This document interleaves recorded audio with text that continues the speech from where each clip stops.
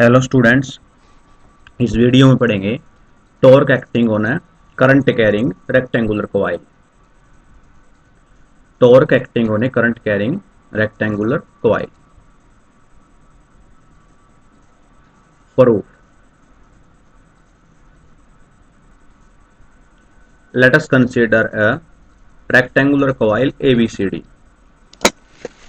एक ABCD rectangular coil consider कर लेते हैं। ए, ए, बी, सी और D,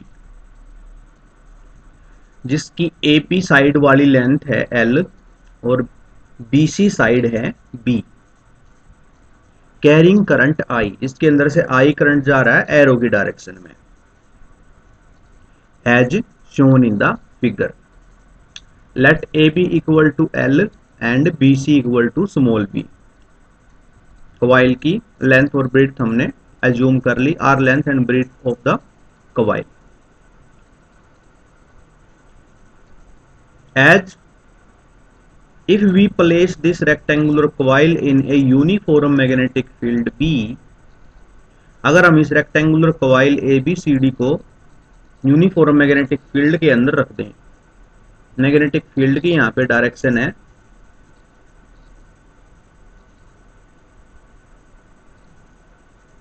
parallel to the plane of the paper.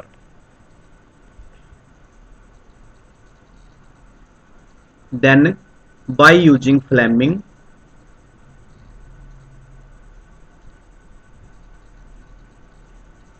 Left hand rule, we can find the direction of forces F1, F2, F3 and F4। Fleming left hand rule apply करके जो चार arm के ऊपर चार फोर्सेज लगी हुई हैं, F1, F2, F3 और F4, चारों फोर्सेज का डायरेक्शन हम निकाल सकते हैं।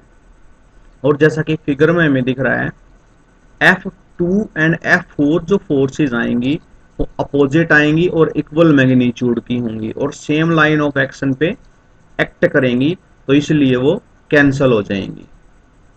लेकिन F1 और जो F3 फोर्सेज हैं मैग्नीट्यूड इक्वल है लेकिन सेम लाइन ऑफ एक्शन पे एक्ट नहीं कर रही हैं, इसलिए वो कपल फॉर्म करेंगी और टॉर्क प्रोड्यूस करेंगी। As we know that the force acting on a current carrying conductor of length L is given by F is equal to ILB sin theta। ये हमने पहले डिराइव कर लिया है। Now the force is F1 and F3, ये दोनों equal हैं, F1 equal F3 equal ILB sin 90 degree. 1 और 3 के केस में अगर बात करें, यहाँ पे करंट की डायरेक्शन के साथ फील्ड की जो डायरेक्शन है वो 90 डिग्री एंगल बनाती है, इसलिए साइन 90 डिग्री आ जाएगा and that is equal to 1। तो हमें मिलेगा F1 equal to F3 equal to ILB only, equation number 2। Also the forces F2 and F4 are equal in magnitude and opposite in direction along the same straight line। जो F2 force है और F4 force है magnitude equal है, direction opposite है और line of action same है, इसलिए hence they cancel out each other, वे दोनों एक दूसरे को कैंसिल कर देती हैं। But the forces F1 and F3 are also equal, parallel and acting in opposite direction along different line of action। लेकिन जो F1 और F3 फोर्सेज हैं वो मैग्नीट्यूड में इक्वल हैं, पैरेलल हैं, लेकिन अपोजिट डायरेक्शन में है, लेकिन डिफरेंट लाइन ऑफ एक्शन के अलोंग एक्ट कर रही हैं। क्योंकि F1 की जो लाइन ऑफ एक्शन है वो ये है और F3 की लाइन ऑफ एक्शन ये है, तो ये दोनों फोर्सेज मिलके टॉर्क प्रोड्यूस करेंगी। अब हमें इन दोनों फोर्सेज के बीच की परपेंडिकुलर डिस्टेंस निकालनी है। They form a couple, way couple form करती हैं। सो torque acting on the coil is given by F1 और F3 फोर्स मिलके कॉइल के ऊपर टॉर्क प्रोड्यूस करेंगी। तो टॉर्क इक्वल होता है force into perpendicular distance. Force की वैल्यू तो आई एल बी और perpendicular distance is A N, ये परपेंडिकुलर डिस्टेंस है दोनों फोर्सेज के बीच में, F1 और F3 के बीच में।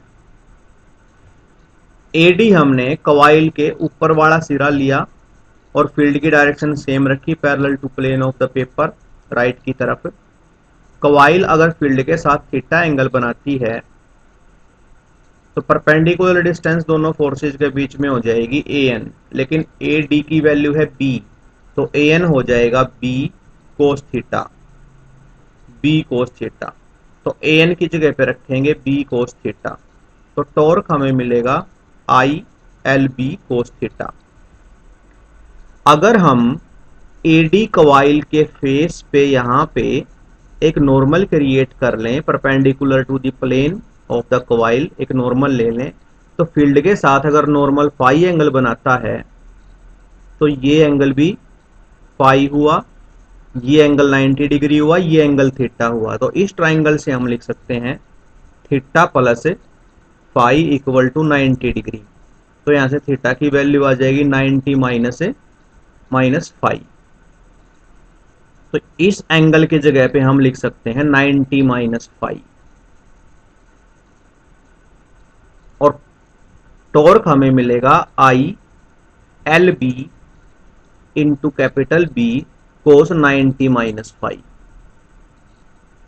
L B length into breadth, अगर एरिया ले लें एरिया ऑफ द कॉइल,